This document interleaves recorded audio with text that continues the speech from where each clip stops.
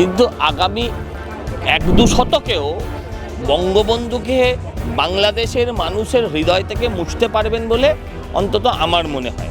এরাই তো কোনো একদিন নালন্দাকে জ্বালিয়েছে, তো তারা আজকে তাদের স্থাপত্য জ্বালাচ্ছে সারা পৃথিবীতে, এরা নিজেরাই নিজেদের জ্বালাচ্ছে। আগে তো তার স্ট্যাচু ভেঙে দিয়েছেন। এগুলো ভেঙে ভেঙে প্রমাণ করছেন যে উনি আজও কতটা প্রাসঙ্গিক।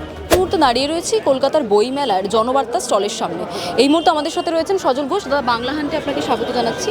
গতকাল রাত থেকে যে বাংলাদেশের পরিস্থিতি, সেটি নিয়ে ইউনূস সরকার রীতিমতো বলেছেন যে দিল্লিতে বসে হাসিনা সরকার কী কারণে বাংলাদেশের আভ্যন্তরীণ বিষয়ে নাক বলেছে, রীতিমতো হুঁশিয়ারি দিয়েছেন ভারতবর্ষ। দেখুন, আমি একটা কথা বলি, সেটা হচ্ছে আপনি চাইলেই বঙ্গবন্ধুর বাড়িটা যে কেউ ভাঙতে পারেন, কিন্তু আগামী 1-2 শতকেও বঙ্গবন্ধুকে বাংলাদেশের মানুষের হৃদয় থেকে মুছতে পারবেন বলে অন্তত আমার মনে হয় না।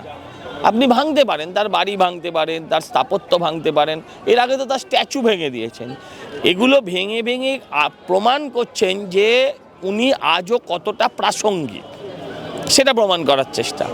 আর এছাড়া আর দেখুন, পাঠান যারা ছিল না, আসলে এরা তো পাঠানেরই রক্ত বহন করে। পাঠানরা এই কাজই করতো।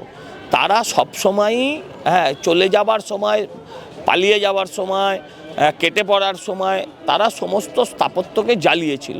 এরাই তো কোনো একদিন নালন্দাকে জ্বালিয়েছিল, তো তারা আজকে তাদের স্থাপত্য জ্বালাচ্ছে সারা পৃথিবীতে, এরা নিজেরাই নিজেদের জ্বালাচ্ছে। মুজিবুর রহমান কোনো বিশ্ব হিন্দু পরিষদ করা লোক ছিলেন না, তো তারা তাদের স্থাপত্য জ্বালাচ্ছে। আমার খুব একটা তাতে কালচারালি হিট হয় হয়তো, যদি আপনি আমাকে ব্যক্তি মানুষ হিসেবে বলেন, আমার খুব একটা তাতে আমার কিছু যায় আসে না।